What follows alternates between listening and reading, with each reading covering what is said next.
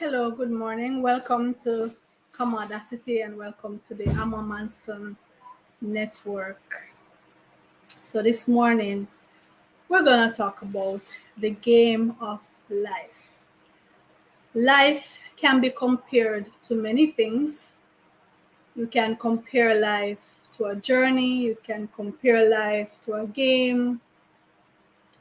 This morning we're going to focus on the game of life. And you can think of it as a chess game. You can think of it as a game of cards. Whatever game it is that you love to play, you can compare it to that, right? Whether it's a pro competition or an amateur competition, the aim is to win. We're in it to win, right? And whether or not we win will depend on our mindset. It will depend on how much energy we are willing to give, how much effort we are willing to put out in this game. In the game of life, we either do one of the three C's.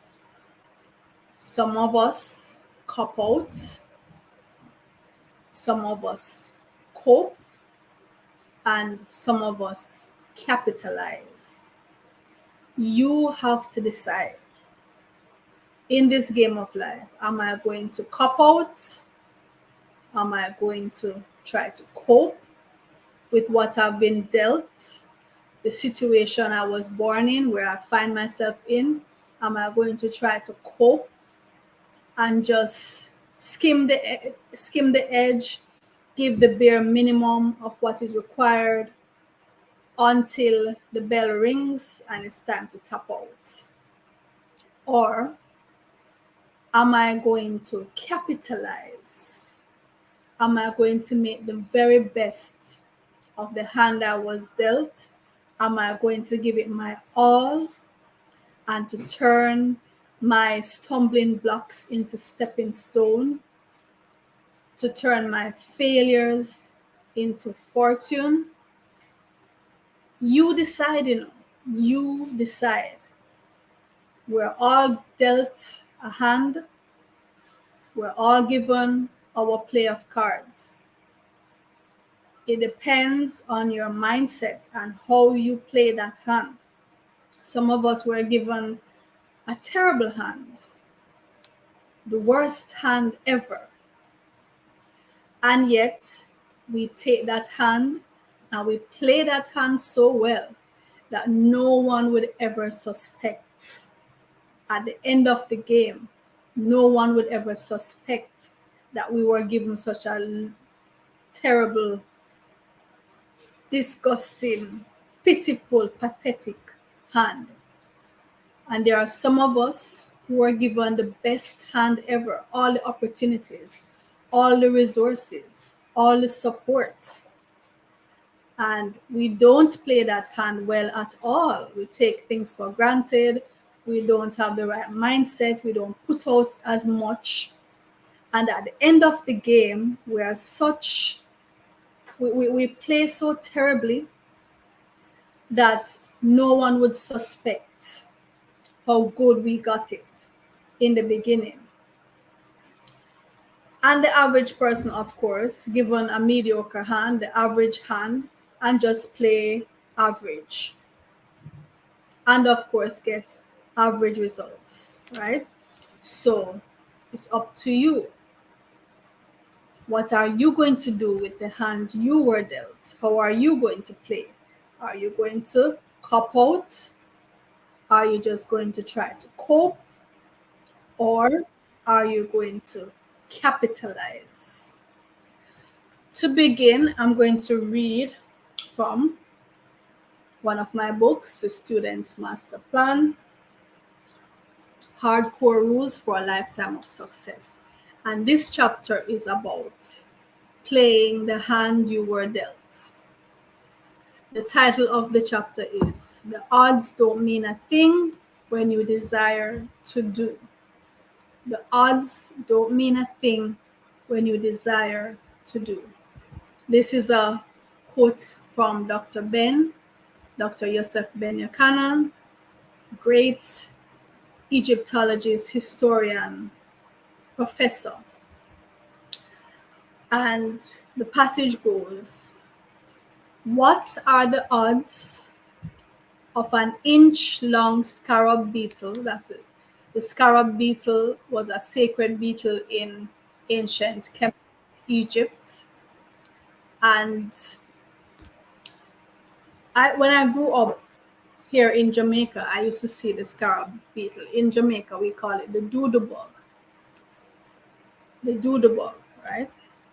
So, what are the odds of an inch-long scarab beetle rolling a 5-inch diameter mass of dung across a yard so her babies can eat? The odds are slim. Good thing she doesn't know it or doesn't care. If size and weight were the only criteria, the odds would be very much against her. But factor in determination, focus, and confidence, plus the natural instinct to feed her offspring.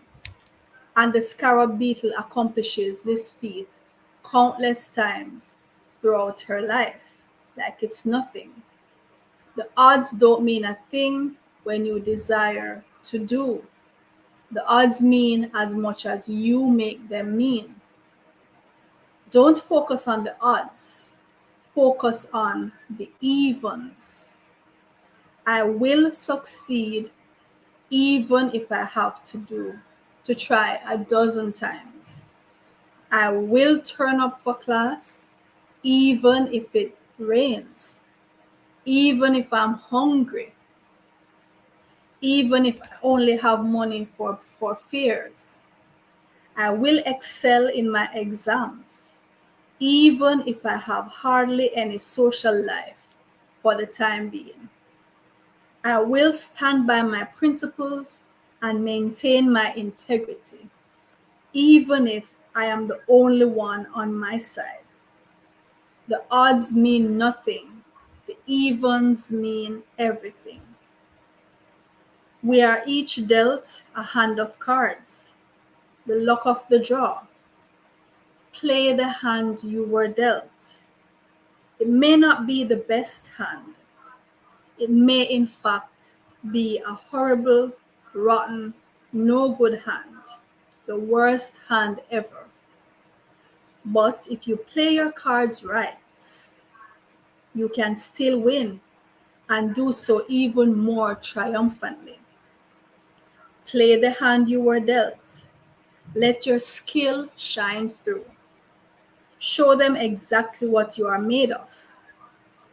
If you read the biographies and autobiographies of the outstanding men and women, whether historical or contemporary, over and over again, you will see that they had to overcome great adversity. Many were born into poverty, were victims of abuse, both violent and subtle, were physically and socially challenged, were condemned to a life of deprivation. Like the scarab beetle, determination, focus, and confidence shattered the odds. Students can beat the odds that are stacked against them. It is not where you start out that determines where you end up. It is the route you decide to take, the companions you choose to travel with, the pace of your steps, the duration of your rest, and the resilience of your rise each time you fall. Whether you are a student who is poverty stricken, lives in the inner city, has been abused, is deaf, blind, mute, or spends your entire day confined to a wheelchair, you can meet or surpass the achievements of the wealthiest, most able bodied persons. Your goals and ambitions are your children. Your children need food. Don't listen to anyone who tell you that your ambitions are too great, that your ambitions are 5 inches and you are only an inch. So what of it? Be like the scarab beetle and roll your dung across the yard. So as Dr. Ben said, the odds don't mean a thing when you desire to do. So based on the hand you were dealt, you may feel like, oh my, the odds are so much against me.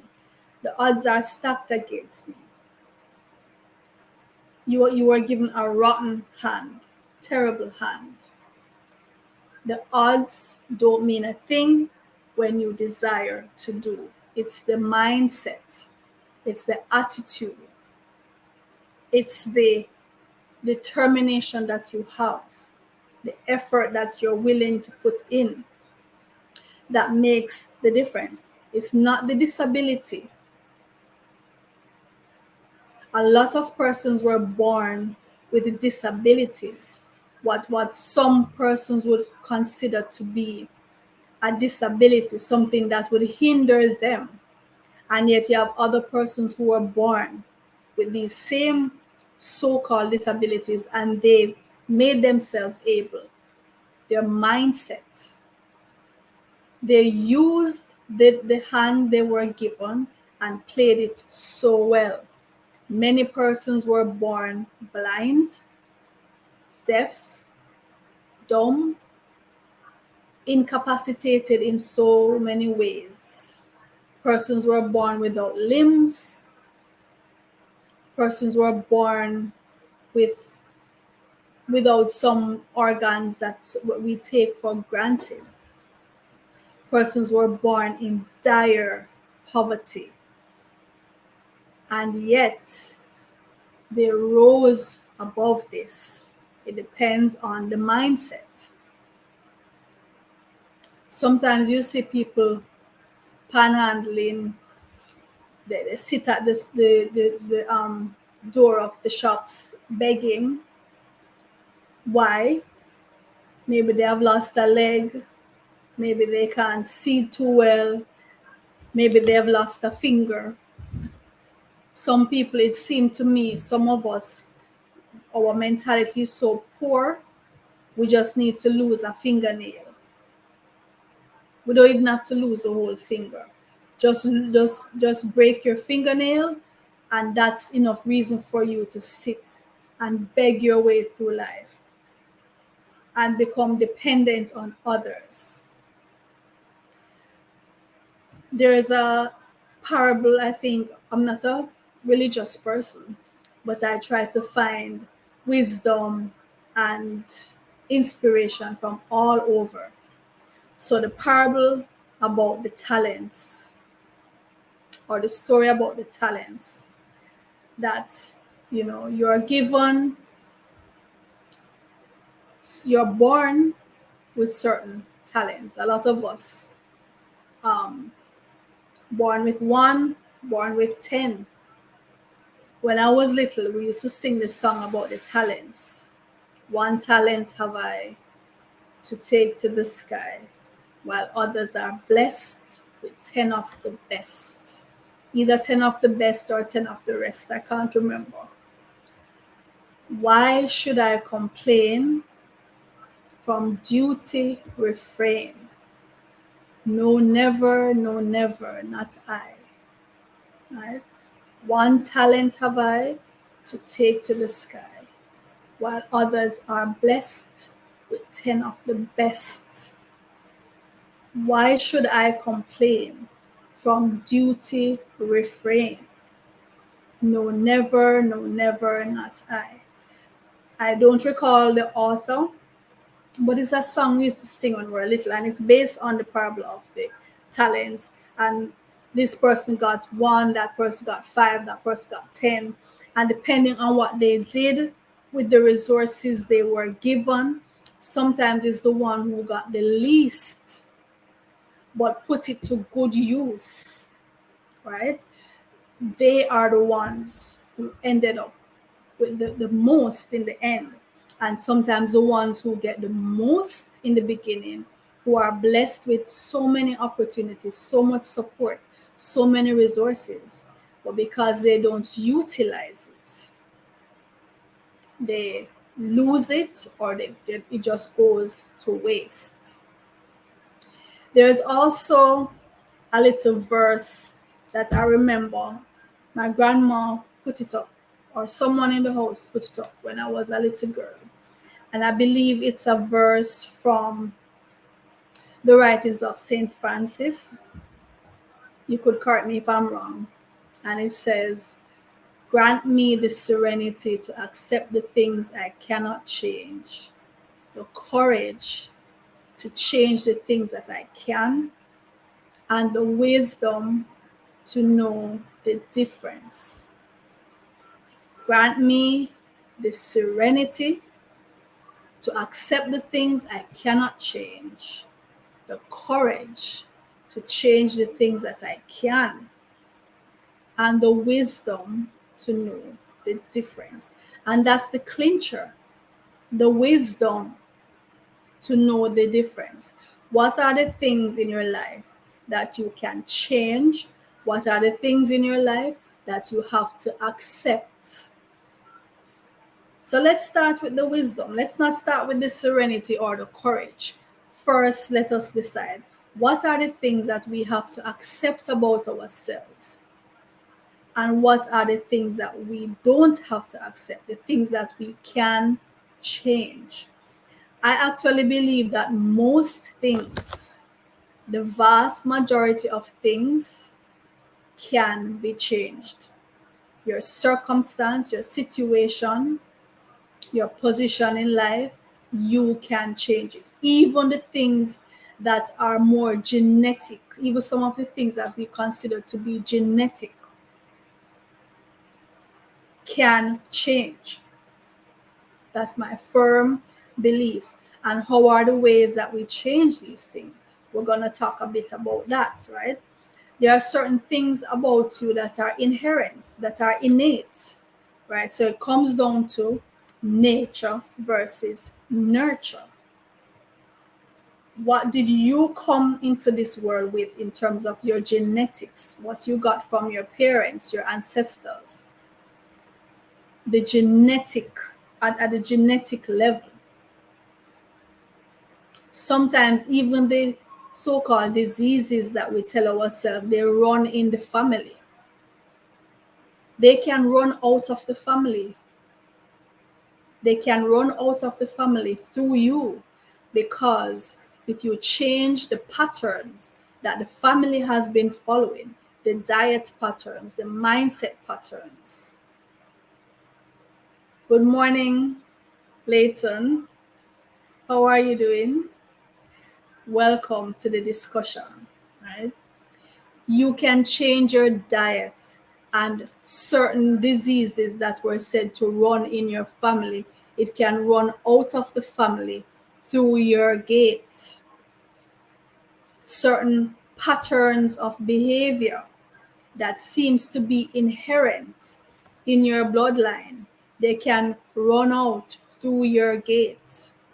If you change the paradigms, change the pattern, change the ways of behavior, change how you nurture your children, change how you talk to your children, change how you feed your children, and how you feed yourself, some of these can run out. That's the secret. You see, nurture and nature, they both can change. Nature can change at the genetic level.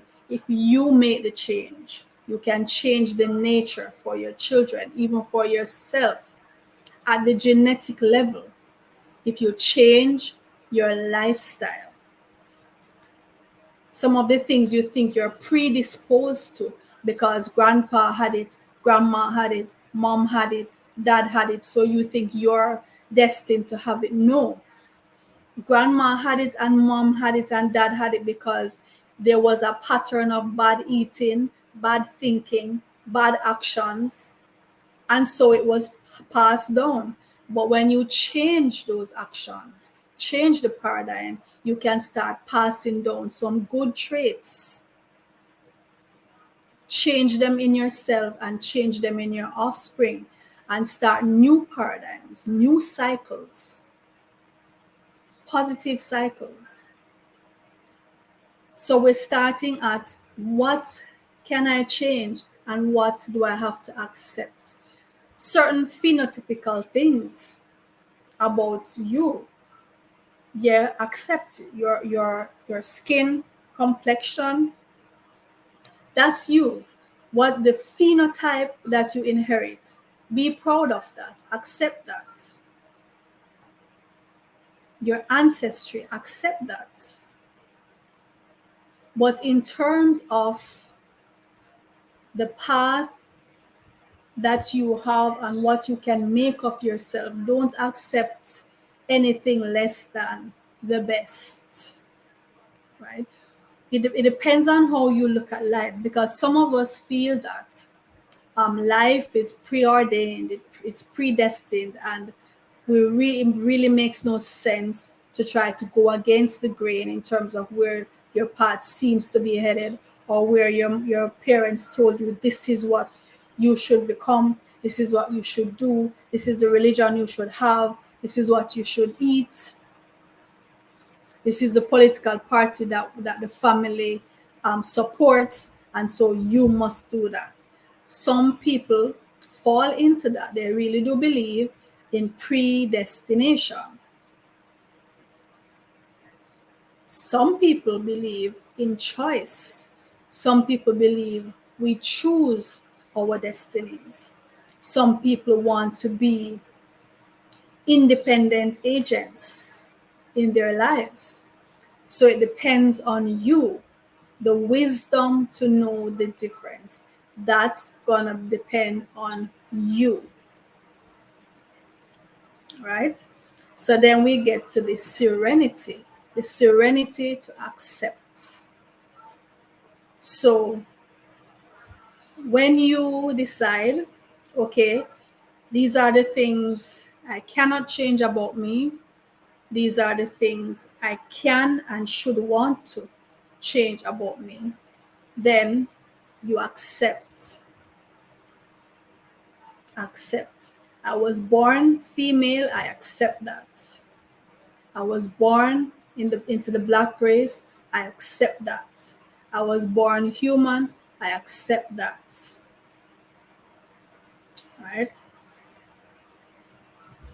The serenity to accept it. I don't want to be a man.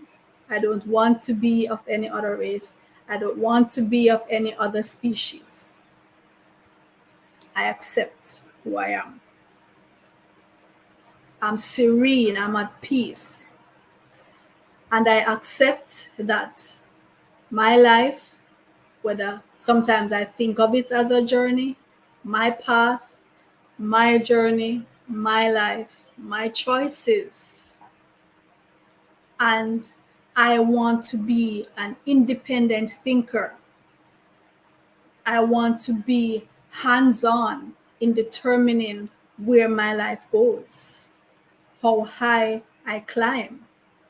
I must be the main, if not the only one, who decides how high I will climb, how far I will go. And when I know I've put out my best, when I know that I've made the right decisions based on the information that I had at the time, and when I'm given new information, I adjust to suit that new information. I'm happy within myself that I have done my best. At the end of each day, I can sleep soundly, knowing that I've done my best. And at the end of this life, I hope to be able to be content in knowing that I have done my best. I have achieved what I set out to achieve, or at least most of it, or I had to tap out before I could, but I was on my way to, right? Straight up to the moment where I breathe my last breath. I want to be working towards my goals, and my goals will always be added on. I'm always going to be propelling myself into the future, because that's the only way you're going to get there, is if you vision yourself there, if you propel yourself there. That's the only way. Throw yourself into the future and your body will follow. Cast your mind into the future and your body will follow. The courage to change the things that I can. The courage to change the things that I can. You can change your health. You can change the prognosis of any diagnosis that you've been given if you have the courage to change your diet, change your mindset, becoming more affirmative, changing your lifestyle. Have the courage to do that. It takes discipline, it takes dedication. You have to stay motivated, maybe even get someone who you know will keep you motivated. You have to change your friends sometimes. Sometimes you even have to separate yourself from family if they're a bad influence. You have to have the courage to do these things. You have to have the courage to walk away from a career that is not serving you, a career where you're not happy, a career that might have been chosen for you, but in which you are not happy, you are not fulfilled, you're not contented, you're not living your passion. You have to have the courage at 40 years old, at 50 years old, at 60 years old to change your career. You have to have the courage to leave a relationship, to leave a marriage that is no longer working. You're not happy. You have to have the courage to leave. Courage to change the things that I can. If you were born with a disability, there are many ways that you can enhance that disability. There are special schools that teach Braille, for example, to persons who are visually impaired. There are hearing devices. There are prosthetics that can enhance your movement. There's surgery. If you are unable to conceive, there are so many procedures that could help for you to conceive. There's technology there. We live in an age where technology is so advanced. If you were born without limbs, you can have limbs. You were born without ears, you can have ears. The technology is there. You don't need to limit yourself to the disability that birth gave to you. That's nature. But you can go against nature in that sense. You can add to what you were given.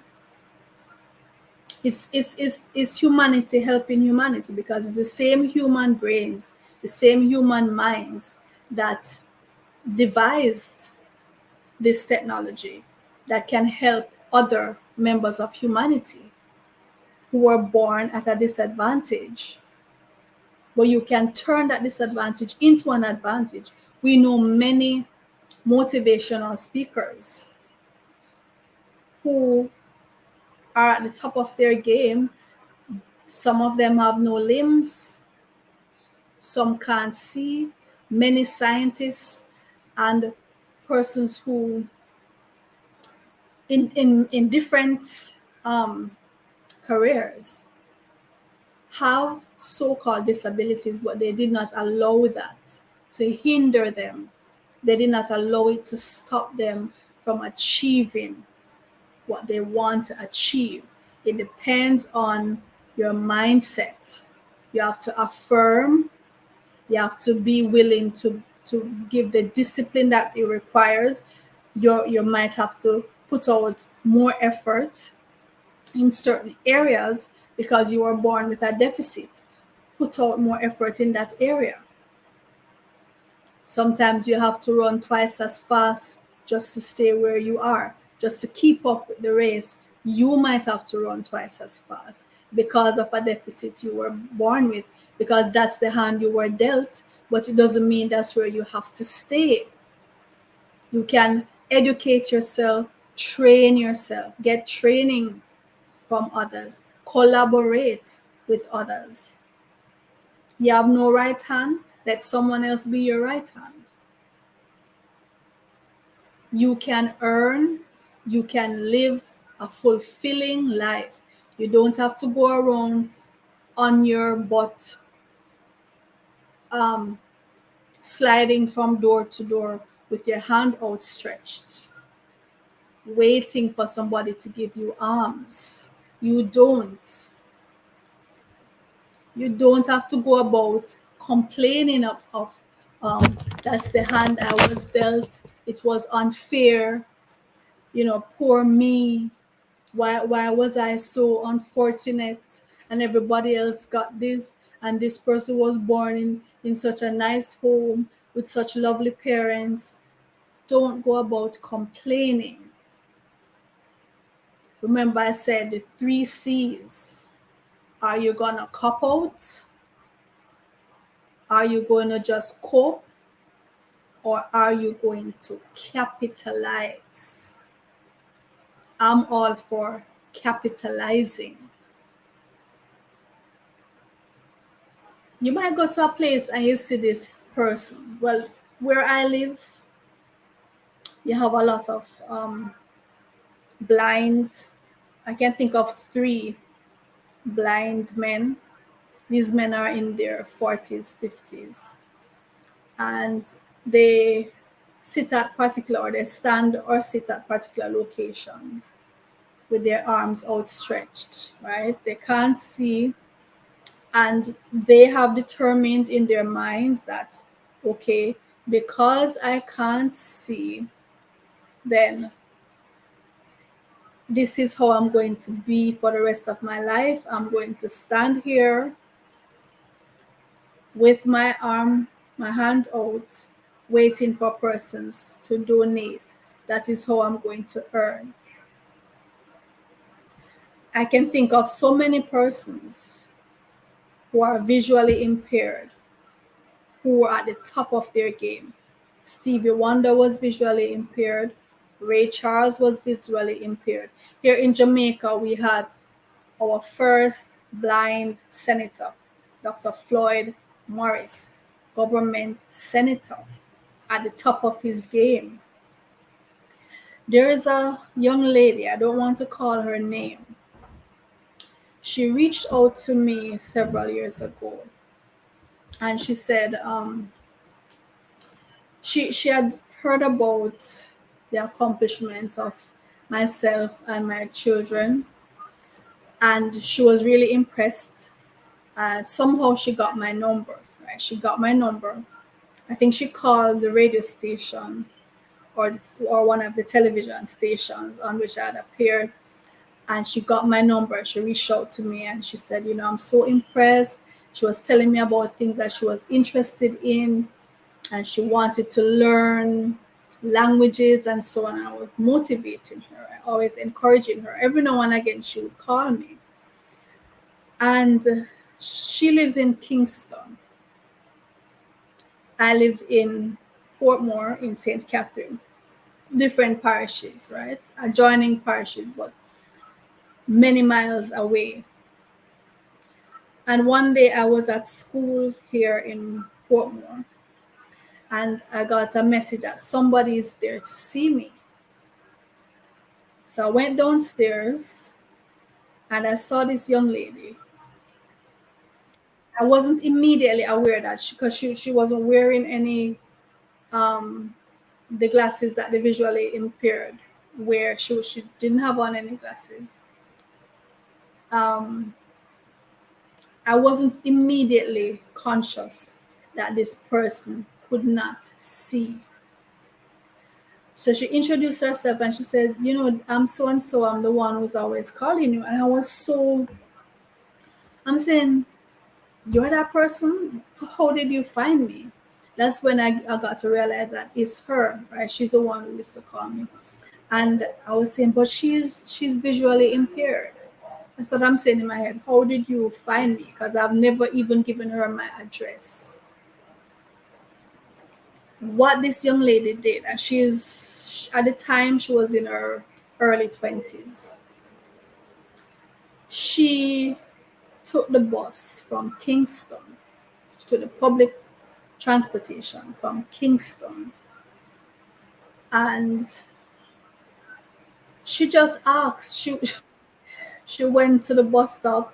She told the people where she wanted to go, and somebody. She just figured that somebody would know about me and my school. It turned out that she took the wrong bus. When she went on that bus and she was explaining to everybody on the bus where she wanted to go, and someone told her, "No, you're on the wrong." They know of the school, you're on the wrong bus, and they went on the right bus with her and brought her to the pathway and directed her, and she found her way to me. This lady cannot see. She cannot see. She found her way to me, and we had a long talk. You know, next thing I knew, next thing I heard from her, she had entered the national festival queen competition. I think she placed second. National festival queen competition. This young lady had entered. She's such an inspiration to me because I know that a lot of persons having lost their vision, because she wasn't born blind. She lost her sight when she was a young child from disease. A lot of persons would have just accepted, okay, that's it for me. I'm just going to try to cope. I'm just going to try to cope with the situation. I'm not going to aspire to be anything here. This lady is talking about going into coding and crypto, and she's just, there's no limit in her mind as to what she can achieve. When you set no limits on yourself, the disability doesn't matter. You find a way to make it an ability. You bypass the disability. She didn't tell herself, "Oh, I'm blind, so I can't find this lady who I want to find." She found her way to me. "Oh, I'm blind, I can't enter a beauty competition." She entered and she placed. And she was on doing interviews on the radio, on the television, doing interviews. Don't limit yourself. Don't allow your disability to get the better of you. When I was at high school, one of my best friends, she she was born with um, a condition that made her paralyzed from the waist down. And so she was confined to a wheelchair. So when I got to first form, she was in first form. So throughout my high school years, my classes had to be downstairs because my friend was in a wheelchair. And so we had to facilitate the principal and the teachers had to facilitate that. We didn't have any classes on the higher levels because it would be too difficult to get the wheelchair up and down and up and down, right? So where the other, when we got to fourth form, fifth form, and the other persons, the other classes were in their high rise classes, we had to be on the ground level. And she was one of my best friends, as I said. I used to wheel her around the place. So whenever we were changing rooms, going to the lab, going to PE, so we had to wheel her back and forth, right? Wheel her back and forth.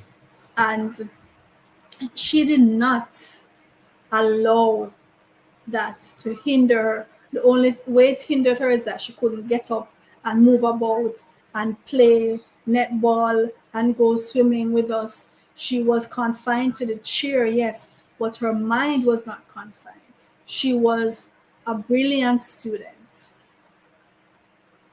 And yes, some of the other students used to tease her, used to laugh at her. She did not allow that to affect her. She migrated. When we graduated high school. She migrated. She went to the United States, and now she has 2 degrees. She's an attorney at law. She's an attorney at law with 2 degrees. She did not allow that to hinder her. She studied, aced her exams, went to college, and is able to live now, yes, with assisted living, but able to pay her bills, pay her way through life, be an independent woman, having been born without the use of her legs. It all depends on your mindset. It depends on your mindset. It depends on how you play those cards you were given. It depends on whether you go through life complaining, oh my God, look at my hands, look at my hand, and look at that person over there. He seems to have a better hand, and she seems to have been given such a good hand. Look at how she's playing. Look at all the deals she's getting. Look at all some of us do is go through life, complain. Some of us decide we're going to cop out. Whether you go to the extent where they literally end their life because they can't cope. They don't want to aspire beyond the so-called disability or the so-called bad hand that they were dealt, and so they decide to cop out, to tap out of it, tap out of life.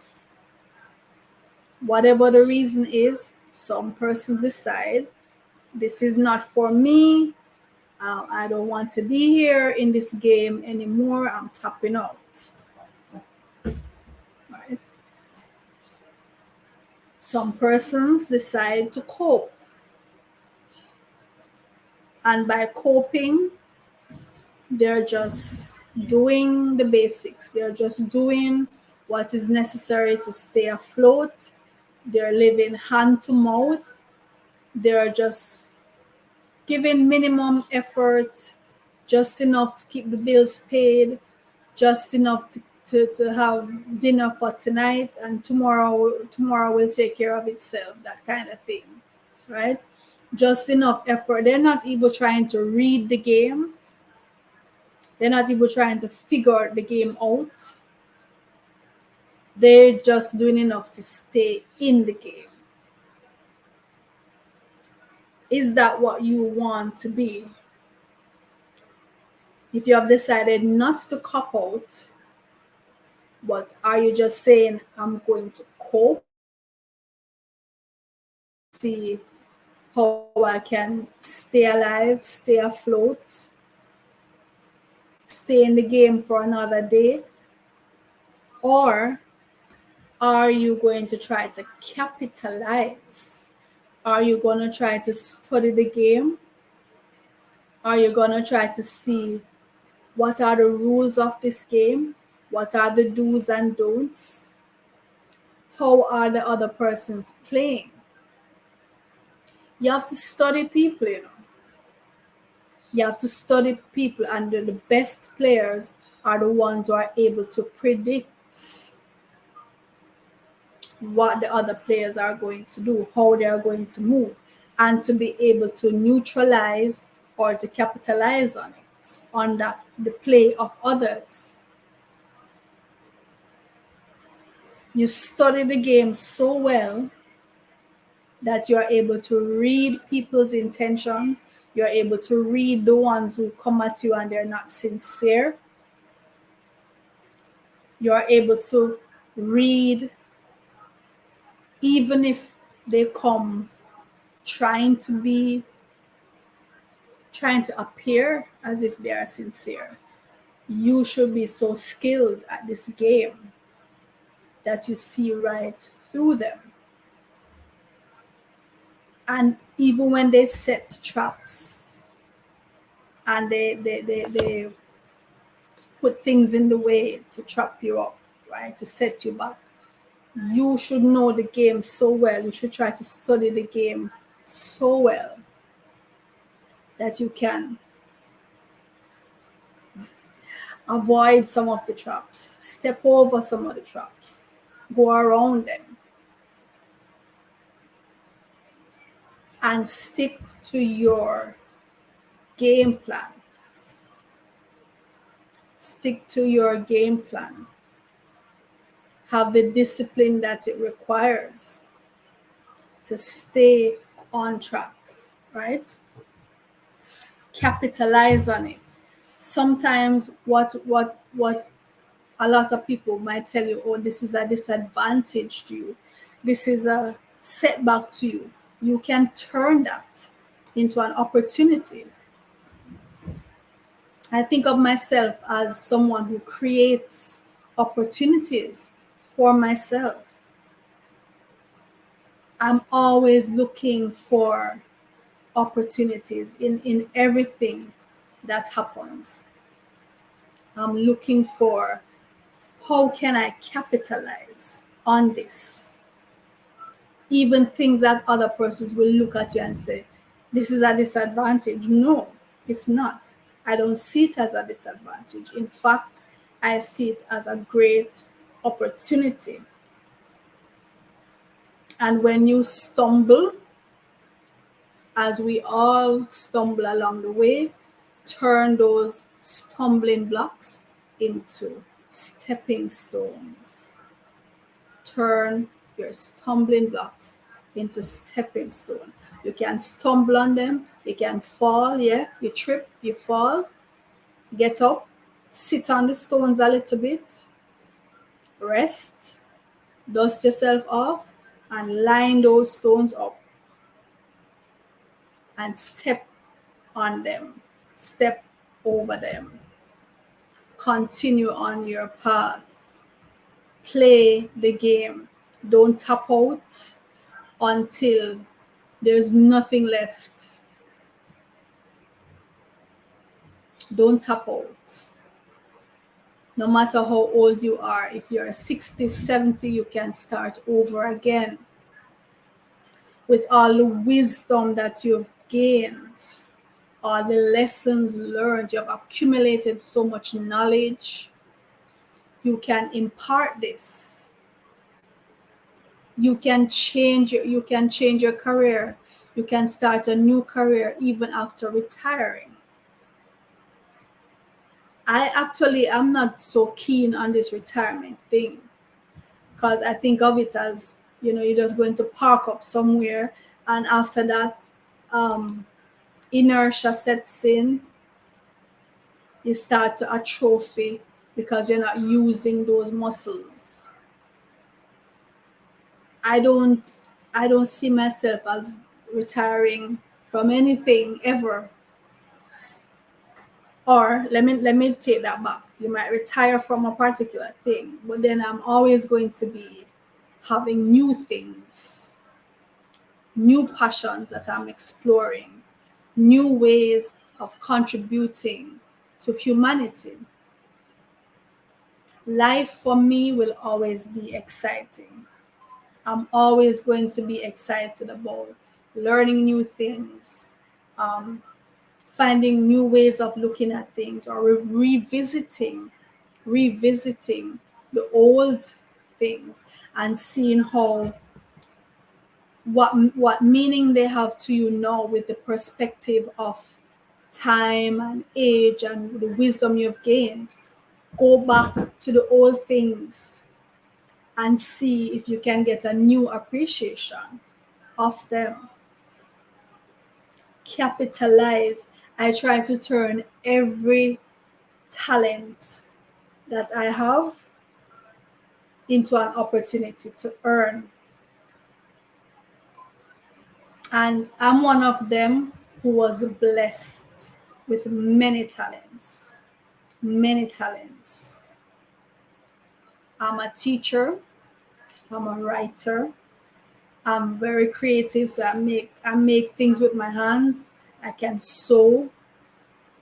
I'm passionate about gardening. There are so many things, and I try to use them, each of them, to develop them so I can capitalize on them. I don't want to be someone who, at the end of my life, I'm going to be lying in a bed and thinking, oh my goodness, I wish I had tried harder. I wish I had developed this. I wish I had put more effort into this particular thing. No. At the end of it, I want to be able to look back and say, I did my best with all the talents that I was given. I tried to develop them to the best of my ability. I tried to motivate others to develop their talents.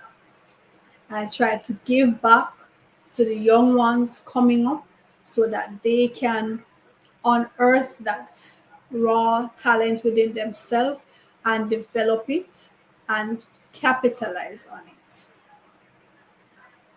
This world will always be exciting to me. This life will always be exciting, in spite of all the doomsday predictions, all the negativity that the naysayers love to throw at you, and this is going to happen and we're going to. No. If that comes, I'm not saying it isn't possible for this doomsday to come. But the way I think of it, if that doomsday comes and one person survives, that one person is going to be me. If 10 people survive, I'm going to be one of the 10 who survives. That's how I think of it. Whatever catastrophe is predicted to happen, I think of myself as not succumbing to it, but being one of the survivors, one of those who rise above, one of those who is able to even capitalize on the doomsday and rise from the ash like the phoenix. That is how I think of myself. I don't think of myself as ever being trampled and overcome by all the terrible things that are predicted to become of this earth. I know that as a species, we don't always make the best decisions. And I see where, as a species, we will suffer the consequences of those poor decisions that we make. But I also know that when species go extinct or near extinct, there are always one and two who survive to carry on. I'm going to be that one or among those few. You have to think like that. You have to propel yourself into the future and beyond all the negativity that is predicted. If you allow yourself to succumb to that negative way of thinking, all you're ever going to do in life is to cope and keep coping until it's time for you to tap out. You have to have the mindset that no matter what is happening around you, you are going to capitalize. No matter what the economy is going through, no matter what um, crisis is happening, you are going to be one of the ones who capitalize on it. You will be the exception. That's how I think of myself. And that's how I encourage you to think of yourself. We're all dealt a hand of cards. We're all dealt a hand of cards. It all depends on how you play the hand that you are dealt. Don't complain about this hand was terrible, this hand was good. Just do the best that you can.